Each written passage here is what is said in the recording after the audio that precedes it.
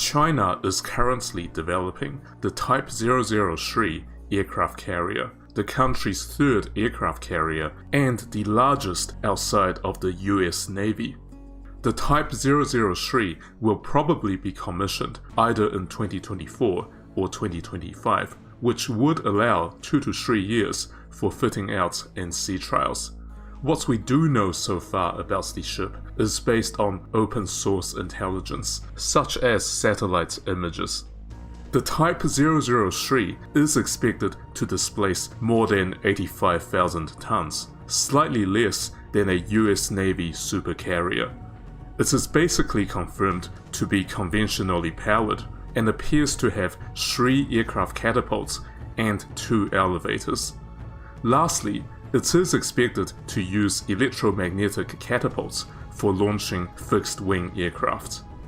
This video explains the benefit of using catapult-assisted takeoff but arrested recovery for the Type 003 aircraft carrier. This system of aircraft operation is referred to as CATOBAR for short.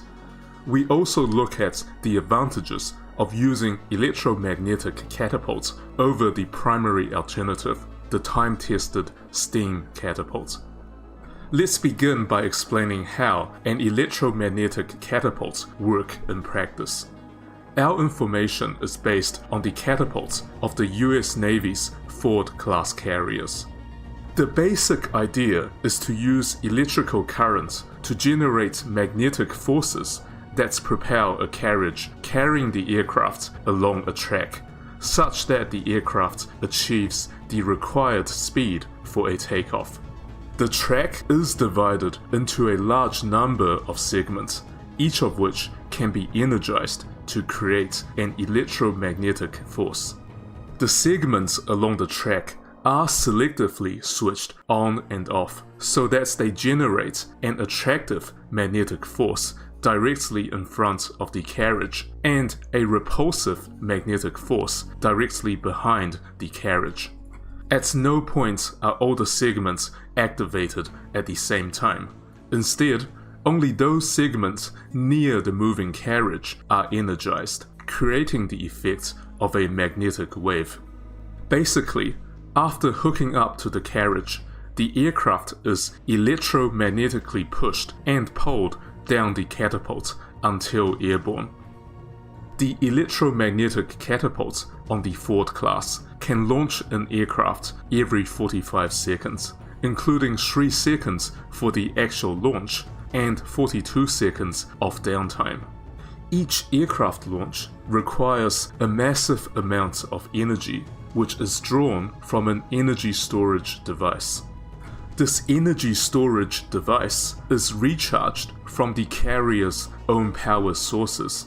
So the first question for us is, why launch aircraft with catapults?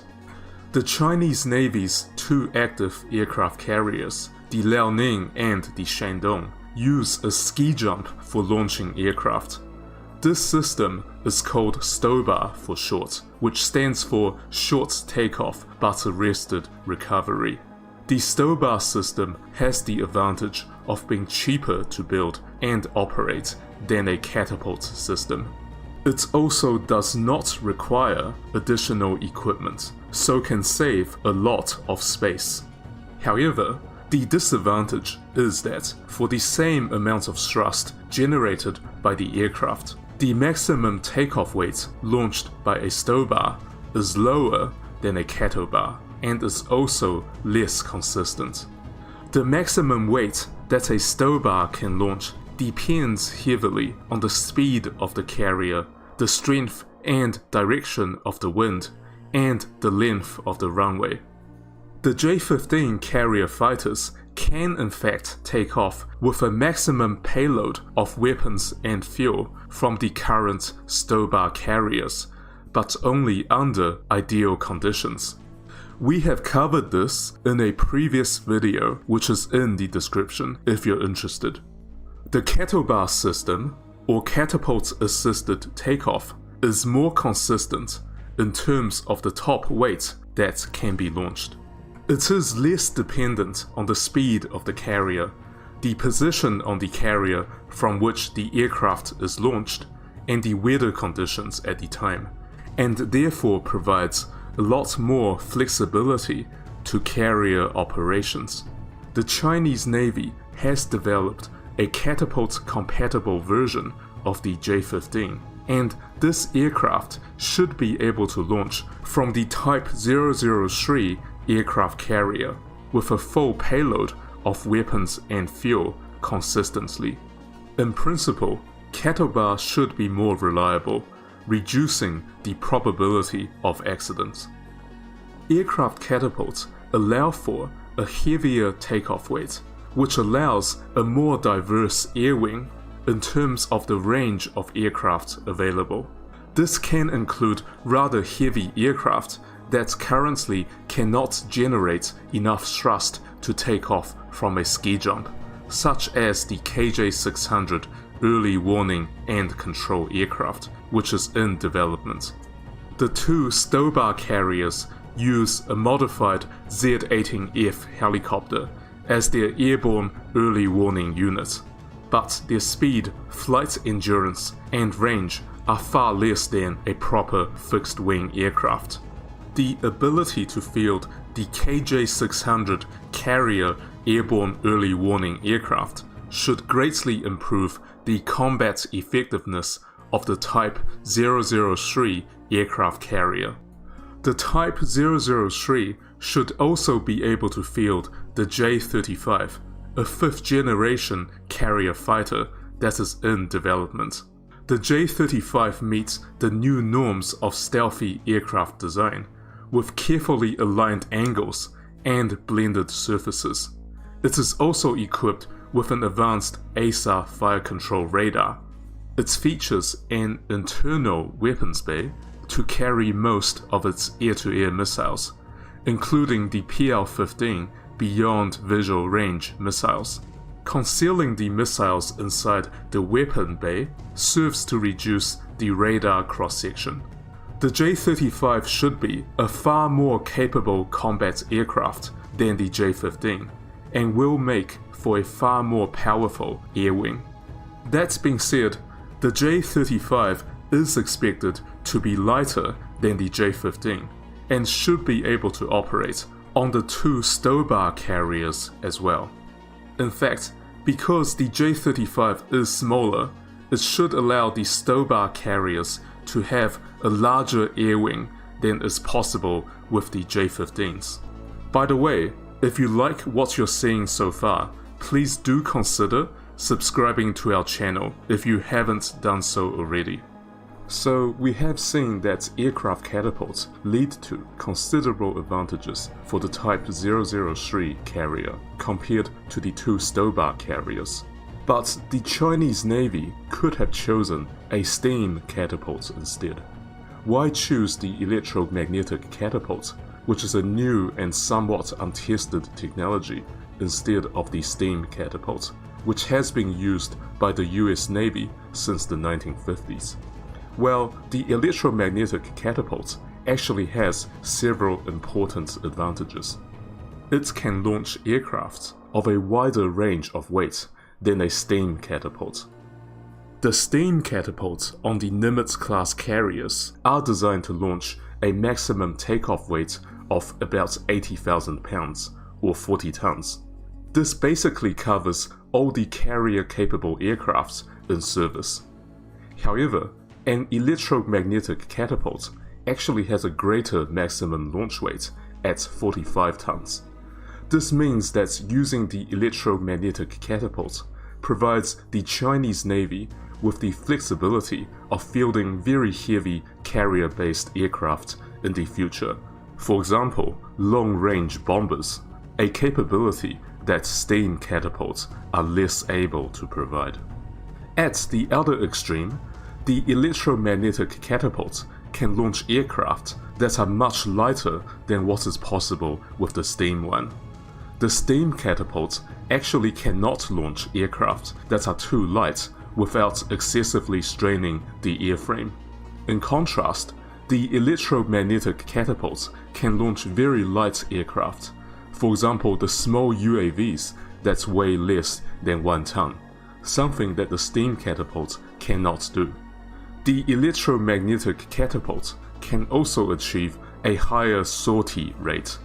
According to the US Navy, a Ford-class carrier can launch 160 sorties every 12 hours, while the Nimitz-class carrier with its steam catapult can achieve 120 sorties. This means an increase in the sortie efficiency of 33% once you go from steam to electromagnetic, which is a huge advantage in a combat situation. There is also an advantage in terms of reducing the wear and tear on the carrier aircraft that are sustained from using the catapult. The steam catapults launch the aircraft in a sudden jerk from 0 to 275 kilometers per hour in just 2 seconds.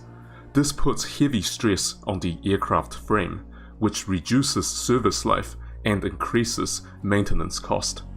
In contrast, a launch by electromagnetic catapult can be adjusted by a computer to be a more gradual increase in speed. This reduces the amount of stress put on the airframe compared to a steam launch. For similar reasons, the electromagnetic catapult should be able to reduce the probability of accidents during takeoff. Over time, these advantages should translate into increased service life for the carrier aircraft, lower maintenance cost, and greater safety for the pilot. The electromagnetic catapult also has an advantage in terms of space and weight requirements. The steam catapult requires many pieces of large equipment, including a much bigger desalination plant to purify the water than otherwise needed. It also uses a lot of fresh water, which is a precious commodity and takes away from what would otherwise be available for the crew. In contrast, the electromagnetic system does not require nearly as much equipment, which saves plenty of space. Space is a premium on an aircraft carrier because it directly translates to the capacity to carry aircraft. Lastly, the electromagnetic catapult is easier to maintain. The steam catapult is high maintenance, as the usage of steam results in corrosion of metal. Many techniques are employed to keep the corrosion to a minimum, but still corrosion takes place. Steam is obviously very hot. The steam catapult equipment also makes a lot of noise. Both of these issues make the life of sailors more difficult. In contrast, the operational cost of the electromagnetic catapult is much reduced owing to lower maintenance requirements. In conclusion, the key points are as follows. The use of an aircraft catapult on the Type 003 aircraft carrier provides major benefits over the ski jumps on the existing Stobar carriers. This includes the capability to launch the upgraded J-15s with a full payload consistently, and also the option to field heavier aircraft like the KJ-600 early warning system. Secondly, the choice of an electromagnetic catapult has many advantages over the steam catapult.